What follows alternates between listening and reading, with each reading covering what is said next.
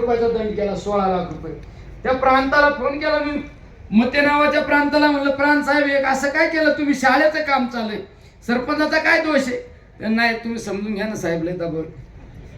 आमच्या श्रीगोंदा तालुक्यातल्या एका शेतकऱ्यांनी प्रश्न विचारला, ज्यावेळेस हे साखर डाळ गुळ वाटायला गेले त्यावेळेस त्या शेतकऱ्यांनी प्रश्न विचारला, साहेब हे वाटण्यापेक्षा 35 रुपयाची डाळ वाटण्यापेक्षा आमच्या कांद्याच्या पिकाला बाजारभाव वाढला पाहिजे, दुधासाठी काहीतरी करा.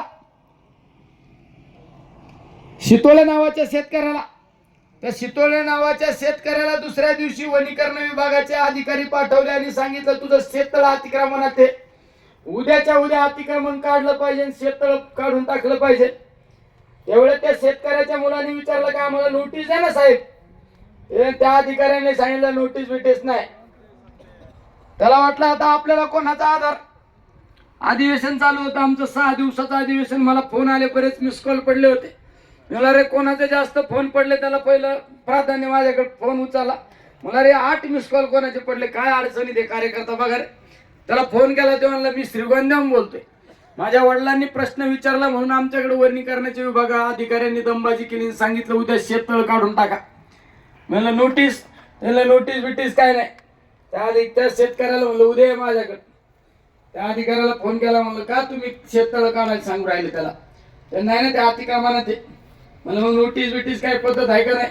तर नाही ते करावं लागेल. मी अधिकाऱ्याला सांगितलं जर शेततळ काढशील ना तर माझ्याशी गाठी, मी उद्या इथे येईल. आणि तुला लय अतिक्रमण काढायचं वेळेस घाटात 4-5 एकर काढ ना मला अतिक्रमण.